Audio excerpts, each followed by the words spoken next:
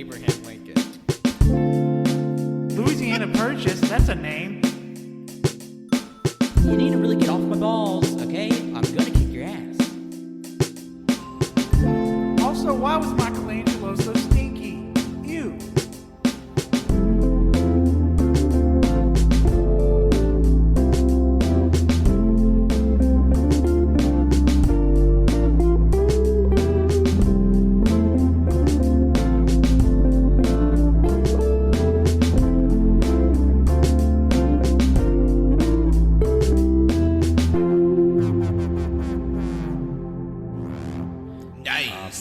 Hello, everybody, and welcome to episode 326 of the All You Can Hear podcast.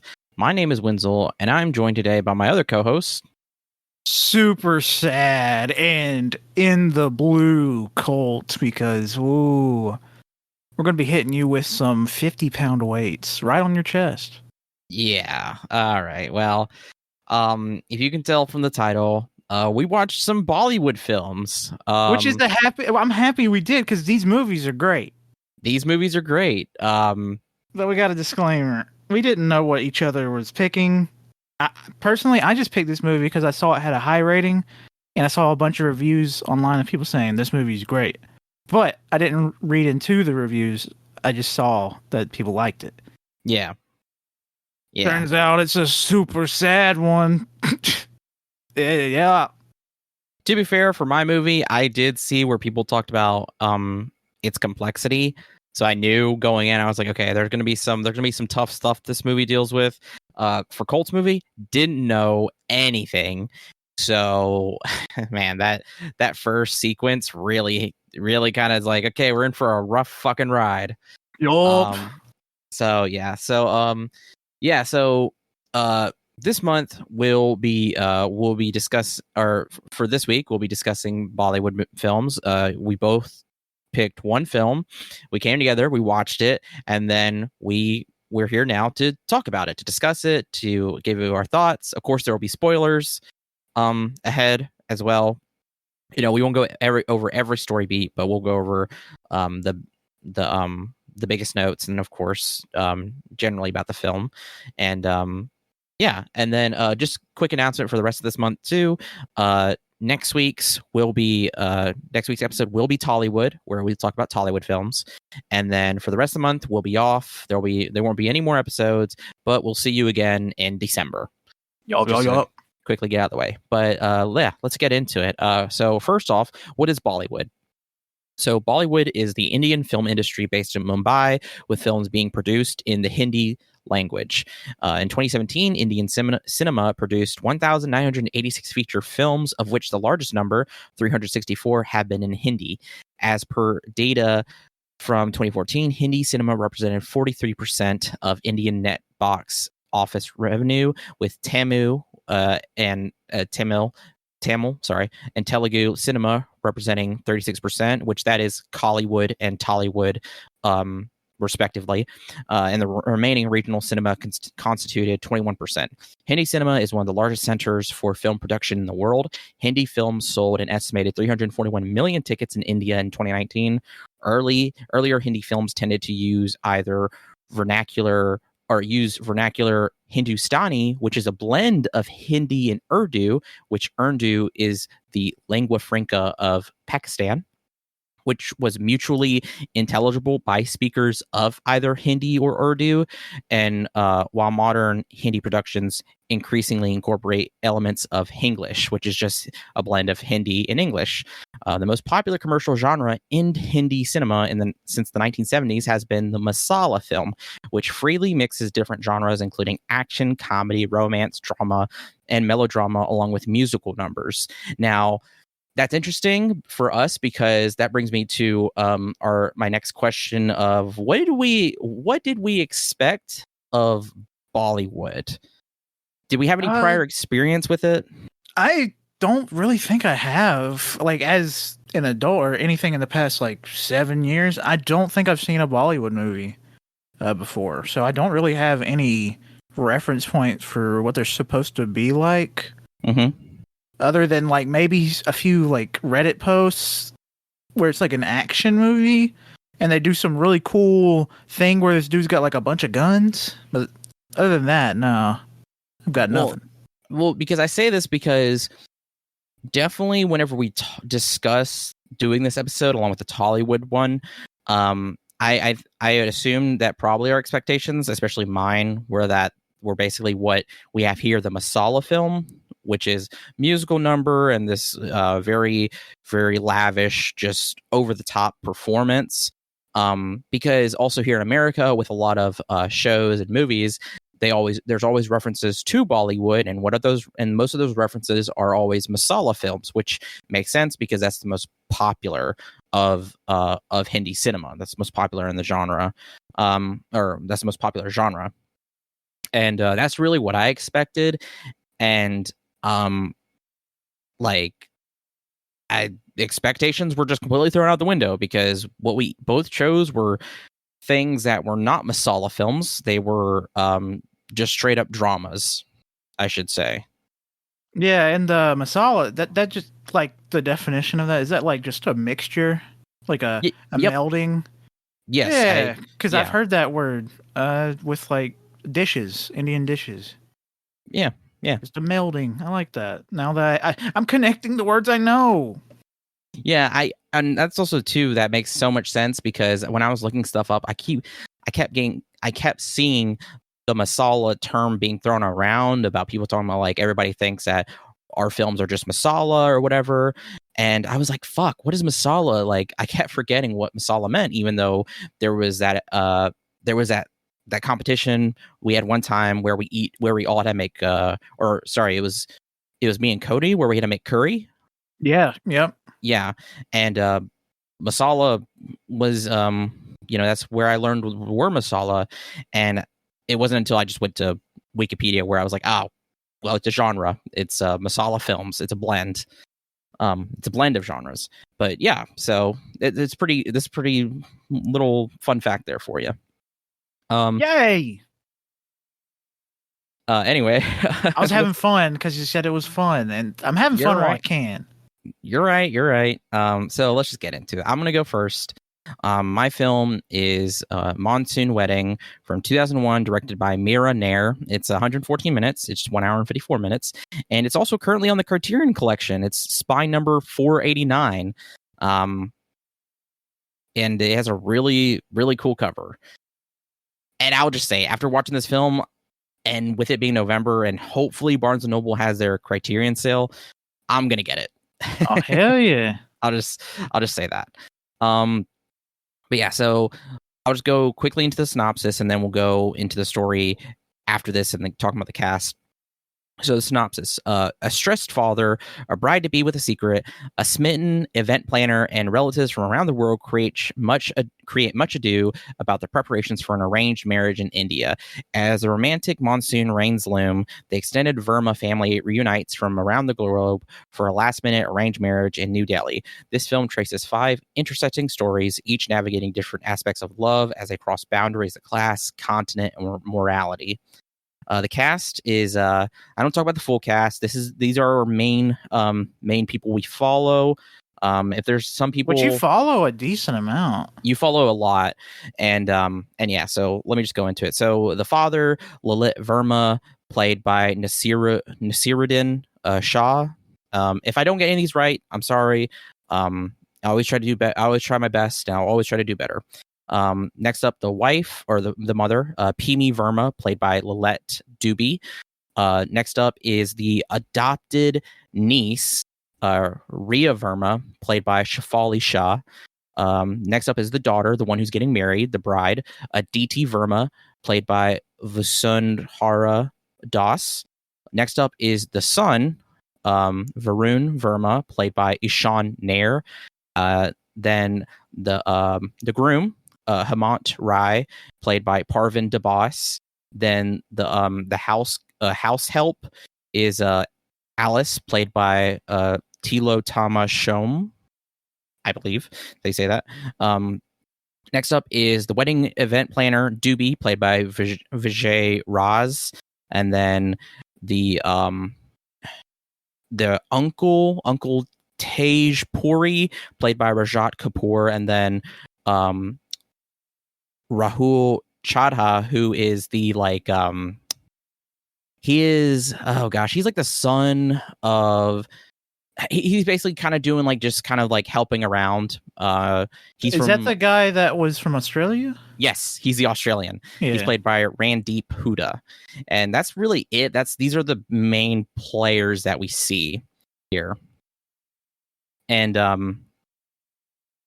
yeah. So oh gosh, where do I? Let me think to where to begin.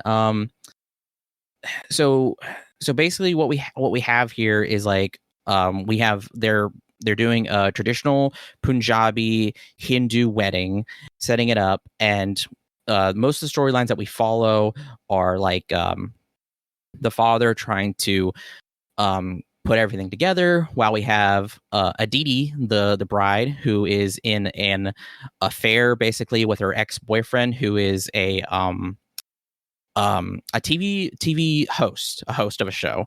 And then we also have Ria, who as soon as the uncle, who he's not like blood related to them, Tej Puri, comes in, we have her being kind of more distant, more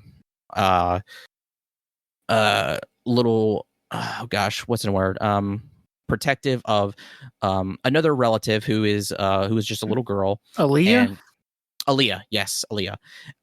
Then we have Rahul being kind of smitten on, well, he's not the smitten one, but he is in like kind of falling in love, and another this woman who is planning to do this dance number with Varun, who Varun is the son, who is he is more interested in watching TV, learning how to cook, dancing and singing. And then we have Doobie, who is the event planner, who is he's a little silly Billy. He's a no, he's sorry. A little shit. He can I'm trying to find the right word, like a little rapscallion. Had a little giggle.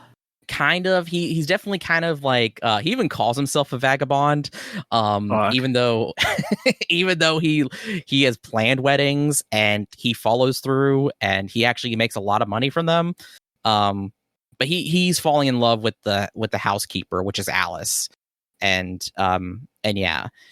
And what really drew me to this film was, like I mentioned before, I was looking up lists of Bollywood films to like that you should watch, you know, that are really good, like I guess introductions or just outstanding. And Monsoon Wedding appeared on a lot of lists, and that was the thing, is again, I had the preconception that I was going to get a masala film, you know, because that's what's kind of what we have, or what I've assumed to be most of Bollywood, which just isn't true, especially with this. This was not that. This was, it says it's a comedy drama, and it definitely has its moments, but I would say it's more focused on drama than anything. But it's like a slice of everyone's life, because there's so many little storylines that you follow here. Yeah, that's yeah, exactly. And I mean, for the most part, for me anyway, with how the wedding plays out, it's all chaotic, and with that chaos and with following all these members, like you really get to see these characters and their storylines like shine, and these characters bloom. It's just incredibly fascinating. And I'm talking a lot here, but Colt, what was your first impression of this film? That there's a lot going on, and it felt like nothing I've like experienced in Indian cinema. But I was enjoying it. It was easy to follow along with. Like I don't really have any complaints or anything like that. Okay. What do we think about the performances, the characters here? I thought the performances were great. Ria, she is my favorite character and actor in this entire movie. I thought she was the real main character, even though she's not even the one getting married. I felt like Adita's storyline was a little I didn't really care for. Okay. But I do have some complaints. It's not about like first impressions really, but the whole maybe he likes men, talking about their son, and the wife's like, "Don't you dare say that." Mm-hmm. I thought that was a little, and the whole pushing of like he needs to have a real man's job, like reading books or studying instead of trying to learn how to cook and dance. Mm-hmm. But that's it, really. Okay. Also the way that Rhea, like, I feel like there was some, like, I thought I missed something, but the way immediately that Rhea acts towards the uncle is super sus on the uncle's part. Because you're, like, immediately thinking, oh, he did something bad. Yeah. So I will say that was one thing I was kind of prepared for, was that one of the in all of the lists I saw, there was always like a warning saying that like this film does deal with like sexual assault and sexual harassment, and that is something that's very like difficult to kind of deal with, or at least bring up, especially in when you have like elders or conservatives in India, how conservatism, how that's not really not spoken up much about, Especially when he's as influential as he was. He's considered the head of the family. Especially with like being an elder, and like how he uses his respect to manipulate those. Yeah, it's no, as soon as he appears, and as soon as she looks at him, I was like, ah, shit, like, yep, here, like, this is gonna be tough. This is gonna be tough. I didn't like the way he beckoned her towards him. I did not like that. It made me feel icky. Yeah, no, dude just felt slimy. Like, oh god. No, and there was just a really good performance too. Whenever gosh, it, like, my heart started pounding, because I was like legit, like, felt like I was like, oh my god, what is about to fucking happen? Whenever he tries to take Aaliyah, he literally just said he's gonna take her for a drive, which is like, I didn't like that. Which is like, that's a huge red flag. You don't take a kid for a drive. He's getting her ice cream, is what he said. Which is fucking. But now the thing is too, is that also too, like right before this, we have this little girl. So all the friends are talking about kissing. All of the relatives or friends stuff kissing, and then she starts to talk about kissing, and immediately it's just like, what the fuck? Because she says it's just when the adult sticks their tongue in your mouth. She literally says he just sticks like a tongue in your mouth, or like an old man just sticks a tongue, like it was just absolutely just horrifying. Yeah, and Rhea like knew immediately. It was a bad feeling. Oh my god. And then whenever she's able to actually save Aaliyah, thank fucking god. Of course, one of the elders is just like, oh, she's not married, so she's just coming up with fantasies, making stuff up, which is just like a conservative or an elder to say, because that stuff is just not, it's just not allowed to even be talked about or to even be brought up or anything. And it was just incredibly brutal. And then also too, for the father there's like a brief cut where we see the father try to talk to Aaliyah, and there's no real dialogue. It's just quiet. It's just kind of quiet, with some like overlapping of music, and it's basically him finding out the truth. And later, we cut to him in bed with his wife, like crying. Yeah. And then he tries. And then he tries to, or he does, he goes to find Rhea, because she didn't stay at the house She went to a friend's, and he goes to get her, and basically like just kind of saying like, I can't even imagine what you went through, and I don't know how to deal with that, or I don't know what to do. Like, and that's like, that is like a fair response, like of not like not having gone through something like that, not knowing what to do, and not knowing how to deal with that, other than later whenever they're doing wedding photos, he stands up and kicks out the uncle pretty much. Yeah, just saying like it's best you need to leave immediately.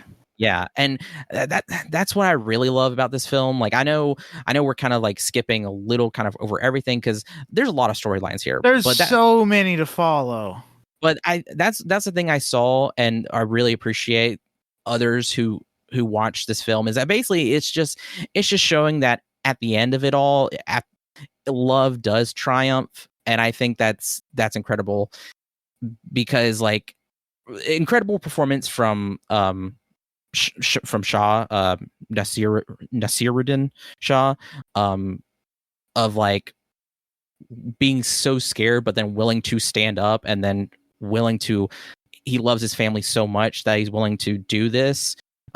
It was just a great performance, and that was something that I saw in one review on Letterboxd talk about how the characters. Well, actually, no, not on Letterboxd. It was on the So I should bring this up. There's a really good review I read about this film, from let me see. It's from Film Companion. It's written by Arya Shah. This is from it's called A Film Ahead of Its Time, Monsoon Wedding, and that's what I've seen a lot, is that for this film to have come out in 2001 as it did, and to discuss and bring up the things that it does, is crazy, because oh gosh, I kind of lost myself talking here. Also, for the time frame, I feel like the camera stuff was really good. It also helps that Criterion probably remastered it, but it was a very visually good-looking movie. It was very visually good, very good. I love the camera work and the cinematography, and yeah, it was just incredible. No, sorry, what I was saying is in this review, it brings up how the characters aren't acting as they should be, but rather acting as they would. And I think that is the best way to sum up the performances here, is everybody was acting as they would, not as they should. And it's just because like to kind of go back to what you were saying about the son, Varun, how the father and mother, the father wanted him to go to boarding school because he doesn't think he should be singing, dancing, he shouldn't be watching TV, learning how to cook and everything. And then, the mother is being like, oh, don't say that. We don't know if he likes boys or whatever. That was also something that was like way ahead of its time, was the fact that it was bringing up a boy, and going against masculine, basically, stereotypes of, or what the idea of masculinity, especially for Indian cinema, maybe particularly Bollywood. I can't remember too much if that was specified, but the idea is that men shouldn't, they shouldn't sing, they shouldn't dance, and they shouldn't be creative, and they shouldn't be cooking or anything like that. And it was just a way to show that, like, this is wrong. Like, men can do that, especially too when we talk about the genre here of like masala films, which include musical numbers. And now with how we're the progression of things, like, you see a lot more of that, but it was just, for the time, it just wasn't stated outright, like Monsoon Wedding had right here with this moment. And I think that's fascinating. And then also too, there's like, obviously, like class distinction, yes, not distinction, but like, class bringing back the caste and the idea of class and the hierarchy, because like with the father storyline being that like while this wedding is lavish and huge, there is a moment in here where he's talking with a bunch of his golf buddies or business friends or whatever, and he has to ask to borrow money, and he particularly asks one person, but he ends up bringing it up to all of them, saying that like, hey, our guy here needs to borrow money for a wedding, kind of to like reinforce the hierarchy, basically. Yeah. Which is like that fuck.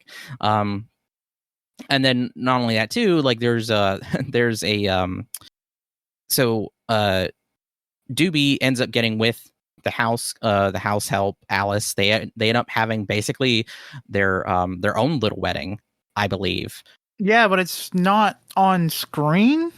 They just come from their own wedding at the end of the movie, right? Well, the thing is that, do you remember the part where all of his workers, his friends, they're covered in marigolds and they start throwing marigolds on top of them? I mean, yeah.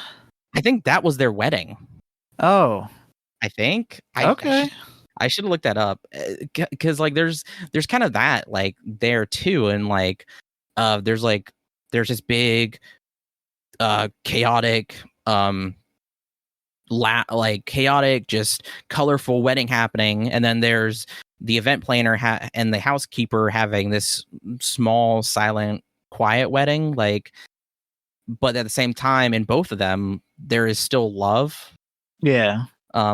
You know, I thought that was kind of neat. And then also too the the Aditi storyline, because she, like I said before, she was having a an affair with a TV host, and that just completely finally came to a close because they were in a car in a vacant area making out, maybe more, I don't know. But then the cops come and basically attempt to arrest them, and while she is there being pretty much sexually harassed by these two cops, the man doesn't really pay her much attention because he's having to talk to his wife, because even though he loves, Aditi, as he says, really that's not true. It's just yeah. So he's having to worry about his wife, and then and that finally comes to a close because she realizes this and she drives off. It's actually really good, because it just leaves him in the fucking rain, and the cops are kind of like, whoa, they just laugh at him. They're just there to harass him, essentially. Pretty much. And as she drives away, they're like, ha ha ha, yeah, she drove away on you. And I'm imagining they just left him there. Yeah, which, obviously fuck these cops, but also fuck this guy. And yeah.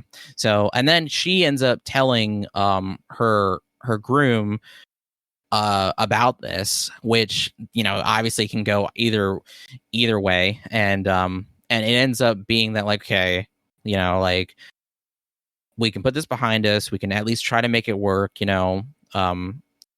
like just try to figure out and move forward. And there's complications with that as well, but it also is willing to address that, yes, it is complicated and it is confusing, and they're young, and they can still figure this out. And I do think that was neat in of itself, to dealing with that.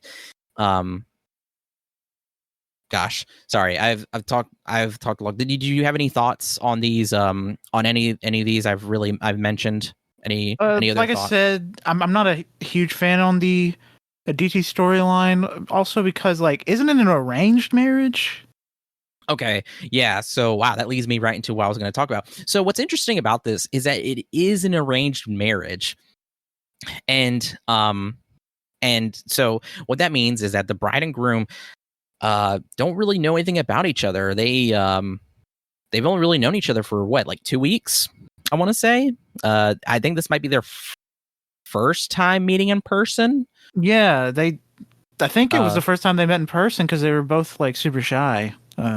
Something next like to each that. other. Something like that. It's either that or the second time, really, because maybe it's the first. Because I don't know. Sometimes arranged marriages, like they don't really meet in person. They literally are arranged and then they meet like right before their wedding.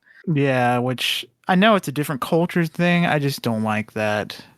No, and that's what I really enjoyed too about Rhea there is that there's always this talk about how she's unmarried, blah blah blah blah blah, and then there's this really fucking good line from her to Aditi because Aditi talks about how she wants to settle down and that, you know, Rhea doesn't know anything about marriage or love or whatever, and then Rhea, because Aditi was reading a magazine talking about this, and she's like, do you get all of your fucking marriage advice from Cosmopolitan? I think that's what she said. I've been trying to look up the line, but I can't. I thought I saved it. But there was a really good line from her about that.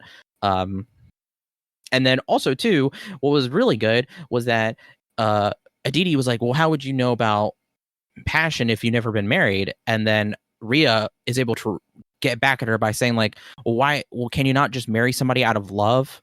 Like, oh, like, damn. I really like that because yeah, like arranged marriages aren't, they're not ideal. No, I feel like they're not ideal in almost all situations, because you don't know that person. You didn't have any time frame with them. It's all made by your parents. It just feels like, and it's also a lot of like, you marry this person to get that part of the family's blood mixed with our blood, meaning we're now part of the same family. It's all like that not ancient, like the medieval times of like marrying into a new family just to get like influence or some shit. I don't like it. It's definitely, and obviously, you know, not our culture, not something we have to go through. But I do think that what this does really well is that while it does it does have an arranged marriage, it does at least try to say like, you know, to really do the best of what they got with this situation, kind of or I guess for the framing of the story of doing their best to kind of like, okay, well, this is an arranged marriage, but you know, there is still something at least to this, that it's just not wholly bad at the very least, you know, like it's tough, obviously, because again, you know, what can I say, but you know, like I said, they're just not ideal. You don't know who you're marrying. You don't have much information. You like, it's just, but you know what? If this is something in this situation and in many others, this is something they wanted to do. They did it, and for the most part, it's working. You know, it's working like for them, for working for them, for working through it and figuring it out, like, you know, it's whatever.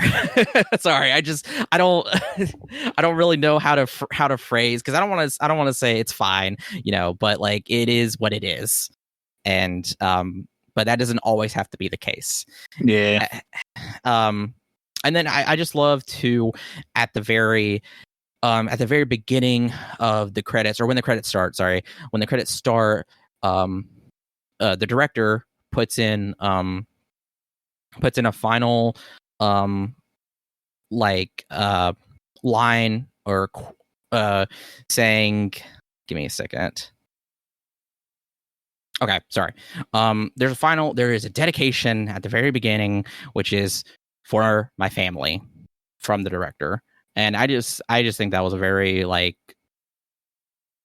I don't know why, but that got me very, like, teary-eyed, emotional, because like at the end, as this film wraps up, as everything's put together, like I said before, like love triumphs in the end, and that's what you feel in this movie, in my opinion. You feel love, and like not only love for love itself, but love for India as well, for your culture, for everything, like for family. Like you feel that from this film, and that's what I really really loved about this, is just that love. It's everywhere, for all the complications, for all the messiness, for all the chaos.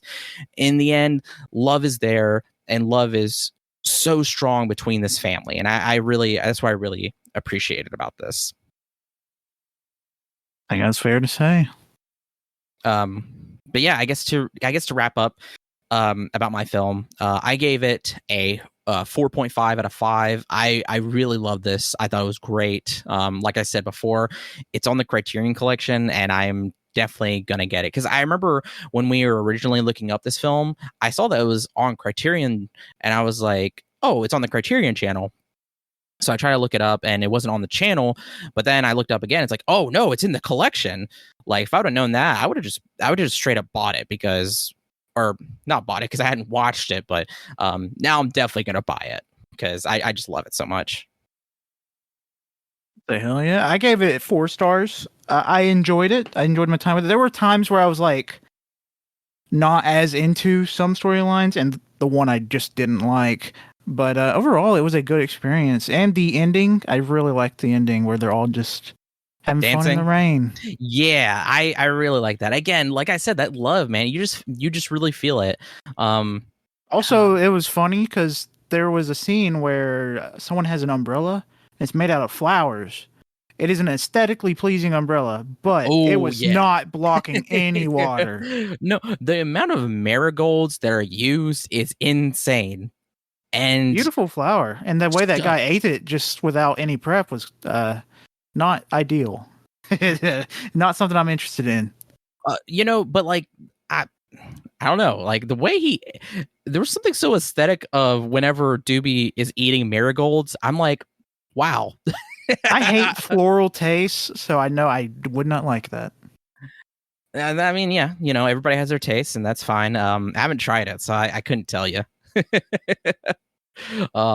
Yeah, no, I love this film. Very colorful, very pretty. Yes. I can't say that enough. Everything about like the decorations and of the aesthetic and the art is just fantastic. It's just great.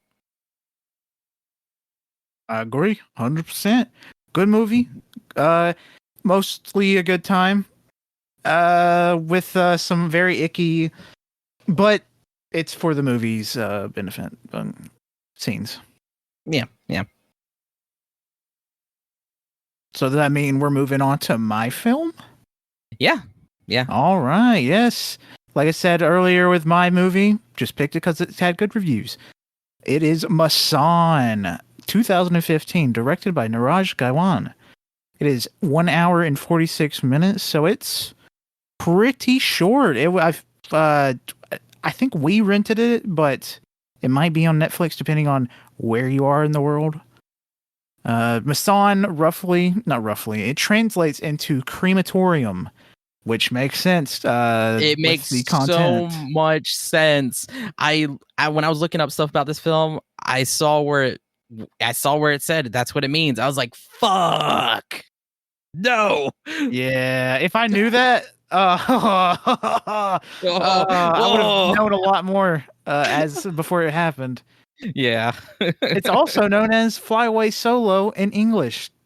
Not as good of a name. I like Monsoon more. You know what? If it was called Crematorium, I think that's a better name too. I think it's a better name too, because it fits it so much. Like, I mean, I know we're making the jokes because of how heavy that is, but like crematorium and that word and how loaded that is, it really fits for this film. Yeah, there's a lot of death. I'm gonna go ahead and say that. A lot of death in this movie. And a lot of body burning. Yup. This movie stars Richa Chadha as Devi Pathak and Vicky Kaushal as Deepak Kumar in the 2 lead roles.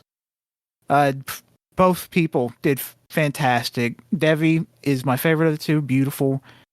And I just want these people to be happy.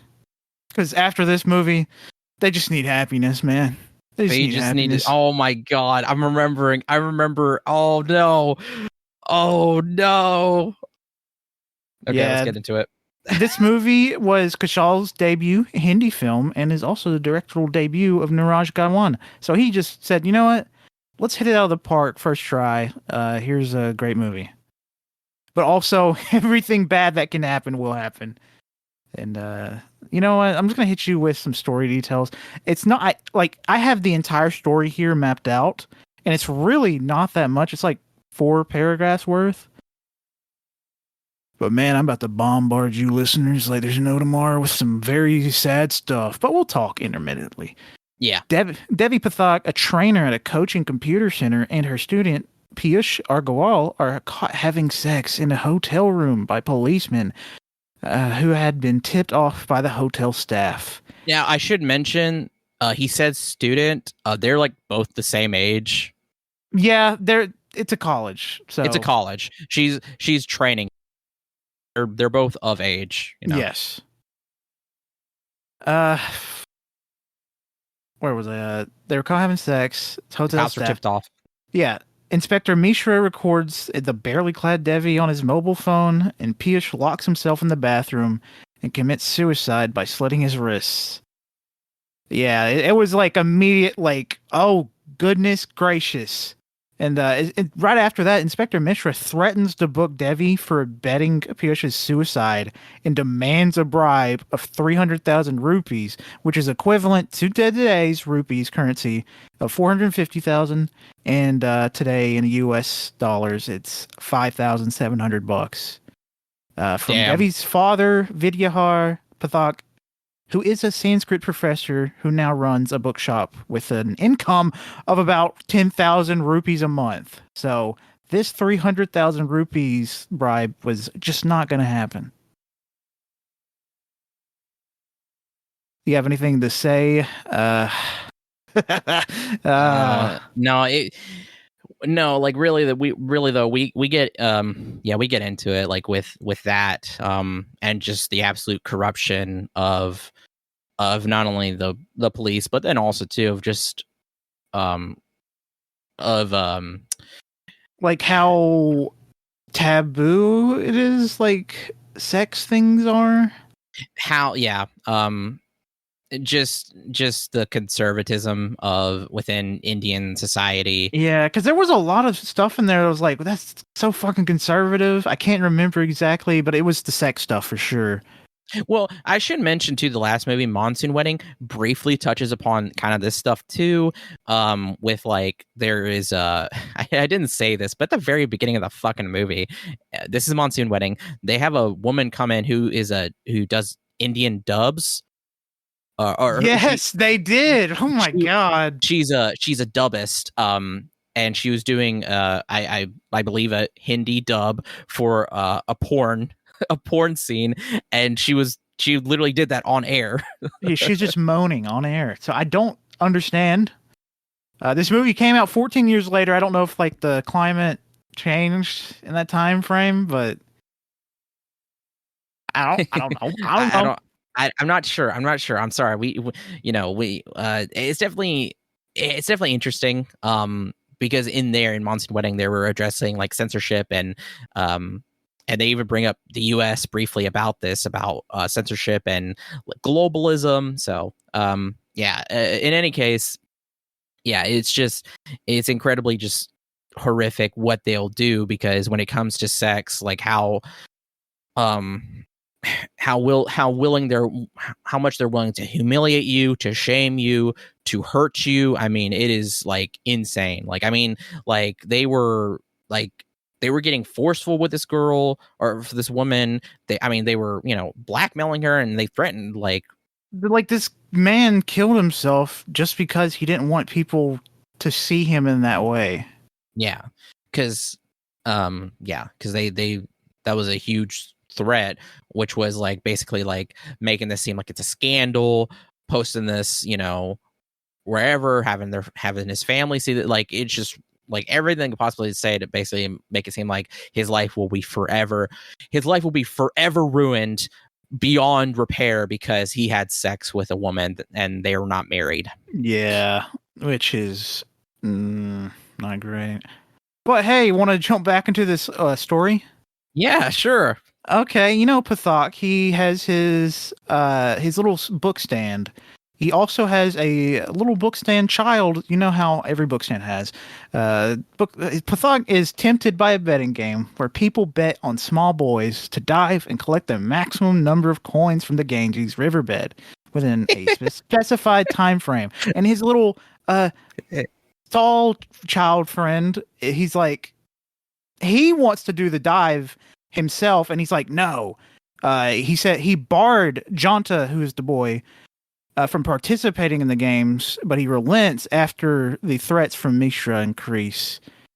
And the little boy already wanted to do it, so he's like, I'm gonna put all my money on this little child and fuck it, send it. We'll see how it goes. Which is incredibly funny. It's desperate, obviously, but it was kind of funny. Because it's just like, yeah, we're gonna bet on some children. Let's do it. Woo! Yup. And Devi, who is cycling through jobs at different coaching centers because she's facing harassment by colleagues after the news of the affair spreads, which is just two adults having sex, consensual, which, like I said, different cultures. But she eventually gets a temporary government job in an Indian railways, but tells her father she wishes to leave Varanasi to study at Allahabad University as soon as Mishra's bribe is paid in full. And yeah, that's basically the introduction of Devi's story, which, God, it's so good. It's super in depth and laid out. I like that. Like I said, she's my favorite in this movie. So you know what? We might as well get into our second lead with Deepak Kumar. He is the youngest of his family working in the cremation ghats. He is a civil engineering student at a polytechnic college, and his father doesn't want him to continue the hereditary job because it is a thing that his family is the job basically is they take the dead, they burn them, they smash up the bones outside the Ganges, and then they let them rest in the river because it is considered a holy river. And that's what his family has done for generations, and he just doesn't want his son to do that. Which is a extremely rough, because when they said just crush the skull, make sure their fucking bones are smashed as much as possible so they're not recognizable, I just thought, damn, that is not something I want to do. Yeah, especially for a young person like him. There's a really strong moment in here where he talks about his job, where he talks about how he has had to learn how to crush people's skulls. Yeah. Jesus. Don't like that. Don't like that one bit. But on a I shouldn't say happier note, Deepak falls in love with Shalu Gupta, a high caste Hindu girl.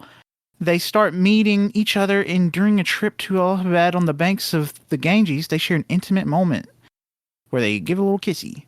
Back in Varanasi, Deepak tells her about his caste and the work he does burning corpses. Shalu, being a good person, doesn't mind and says that she is ready to run away with him if her parents refuse. She asks him to focus on his exams and getting a good job. Now, here's where the, Jesus fucking Christ, the bad stuff just keeps piling on. Should mention, Deepak has, he recorded, him, I think, reciting poetry. Because she likes poetry. It's a little romantic. She likes poetry. It's very romantic, very sweet. And then her saying that she's willing to run away with him, because we get again briefly discussing how horrific the caste system is of separating people, separating love and neighbors. It's just terrible. Now, you grow to be okay, this is good. This is going to be a happy moment. On a pilgrimage trip with her family, Shalu dies in a bus accident. Her body, with those of other victims, end up the same cremation ground where Deepak's family works. Every single person in Shalu's family died in a bus accident. And he has to burn her body. Okay. What the fuck? So this was horrific because we literally get a scene of her sitting there with her family, and then they get on the bus and they're leaving to come back. And then it's not too much later through, you know, cuts and different scenes and stuff that we see the cremation area get another, you know, bunch of bodies. And Deepak is like, man, there's so many bodies. Like, what is this? And then as he looks, he recognizes her ring, I think, right? Yeah, it's a little red ring that he immediately recognizes. And then he takes it off and he sees her. And before this too, we hear about how there was a bus there was an accident and everybody on it was killed. And immediately it's just like me and Colt look at each other and we're just like, what the fuck? And that's when he sees, like, he takes off the blanket and sees her dead body. Like, yeah, he's immediately devastated. Yeah. Oh man. Like, this was the moment where I was like, God damn. Like, I didn't even know what to say. Because usually when we watch movies, we're having fun. We're having a little giggle. Even when it's a sad time, we like to try to have a little fun because it's a coping mechanism. But this time, we didn't say a word, really. We were just like, Jesus Christ. And my God, you know, I know you said that the woman storyline was your favorite. Deepak's was my favorite because of just how the performance from him. There's no bad choice. Both of these storylines are great. No, they're both great, but the performance from him was just so brutal. I remember watching it. We were just so quiet because... Oh, man. The scene where he's crying with his group of friends, I was literally crying. Literally. So like later, because he's you know, I think this is like maybe a few nights later. He's dealing with this. He is grieving. He is so sad. He's with his friends and he just starts crying. And there's no music playing or anything. He just starts crying and he is like crying hard. And all of his friends are with him. And they're consoling him. And that was one thing I really liked. They're not like, stop crying. They're like, cry. Yeah, they're like, but you know, I think one of them was just like, was basically saying like, man, if you know, you got to stop crying or I'm going to start crying or something. But yeah, literally all of his friends start crying too. Yeah, it is a powerful scene of them just all crying. And like he is crying the hardest, but like his friends are like matching that. They're crying so hard. It is so sad. Like Colt said, I was crying too. It was incredibly just real. It felt so real. Yeah, it was. But yeah, want to get some more story? Yep, we gotta go. We gotta get more story. He eventually overcomes his grief and is hired. I don't think you can ever overcome that. And is hired by Indian Railways as an engineer in Allahabad. So you're starting to see things are starting to overlap maybe. In a special diving competition, we're back to Devi's story. Pathak bets around 10,000 rupees, which is his monthly allowance. Not allowance, but his earning. Which is a significant portion of his remaining savings on Junta. Junta drowns and is taken to a hospital by Vidyahar, who vows to never let the boy participate in the diving competition again. As Junta regains consciousness, he's shown to have found Shalu's ring, which had been thrown into the Ganga by Deepak in a fit of grief. Junta gives it to Vidyahar, who sells the ring to fully pay off Inspector Mishra, fully linking two of the characters' storylines. His loss was another person's saving grace. It was a beautiful connection. Yeah. Not to say that, you know, the loss of Shalu, but rather whenever because he, like Colt said, he was so angry, but so, you know, he's grieving. He threw the ring and he actually tries to look for it and he can't find it. And it's really sad, but it goes to show like the loss of this ring will, like Colt said, is save somebody else. It's really good.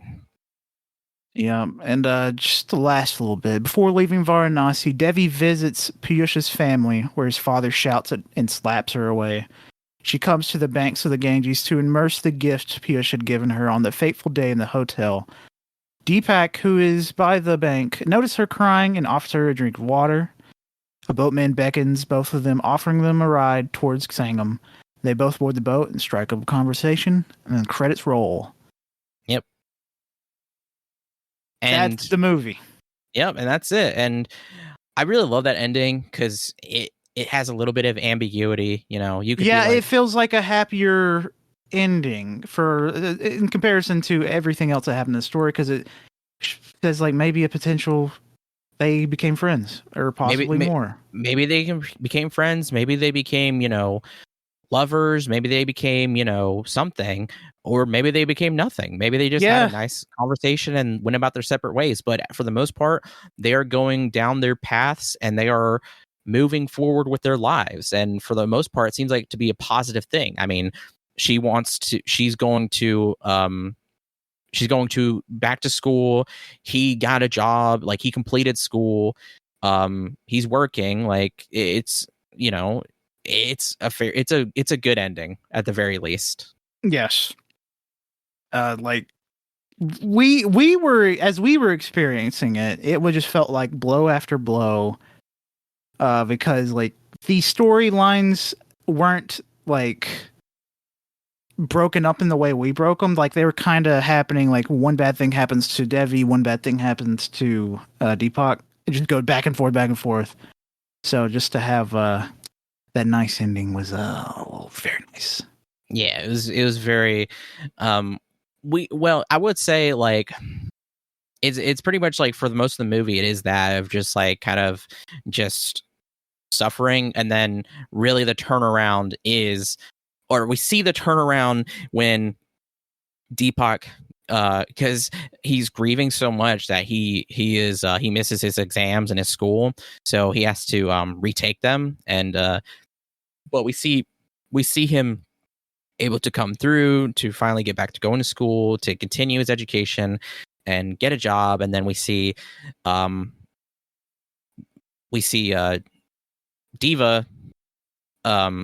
sorry, I don't know why I say Diva. Devi willing to confront the parents, at least getting that closure. We see her father finally able to pay off the bribe because the kid got the ring. That's where we finally get like, okay, this is where it turns around and it basically just kind of goes up, hopefully. And that's what happened. And it was really nice. It's just another like showing that, well, yeah, you're at your lowest to possibly be. You bet it on a child and the child drowned, but things can get better. Things will get better. Hopefully. I don't know how much lower you can go than almost drowning a child, but other than drowning a child. Man, that kid was a little that kid was fun too, I should mention. Yeah, he was doing little cussies and he was like giving shit to her father. It was just funny. Oh man, what was it he said? He said something about the dad. It was so funny. He called him a bull's butt or something. Yeah. It was so funny. The kid was fun. He was funny.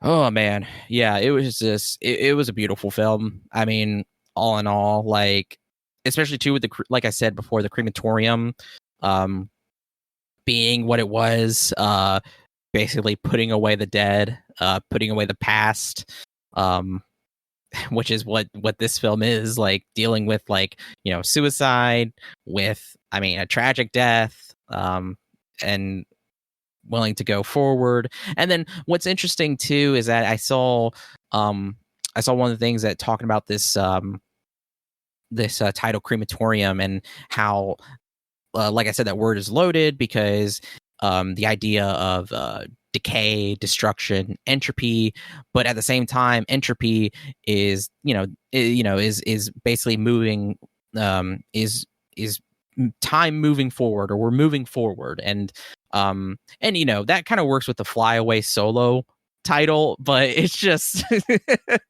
I don't think that, it's just not good. I think crematorium is way better. And I just love that connection there with that, about, like, even though the past and the hauntings by it, and especially with the death that is being dealt, like still being able to move forward, is just is very strong, and really shows here.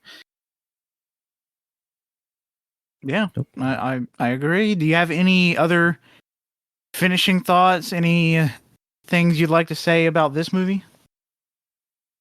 I mean, beautiful film. Love the cinematography too. Yes, beautiful film. I loved it. I don't want to see it again anytime soon, at least, because it's not an easy watch. I'll say that. I'm gonna go and tell you right now, I cannot handle that crying scene again. No Yeah. fucking way. No way. Very sad. Like, I cannot watch On Sondies again. I can't watch Come and See again, and I cannot watch Masan again. No way. No fucking way. Yeah, I understand. But I guess I'm getting into ratings. I initially gave this movie 4.5 stars, but after sitting on it, I increased it to 5 because this movie is just that good. It's a great film. Like, I understand why some people would dislike it just because all the terrible things happening to these people just constantly.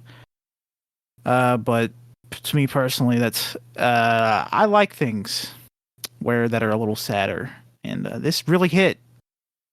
You know, I like things that if they're sad, then sure. And it doesn't always have to be that, you know, you can move forward or you can be strong. But I do appreciate when you have a film that is as sad as this, as harrowing as this, it is willing to say like, hey, it is still possible to live and to have strength and to hope and to move forward. Like I said before,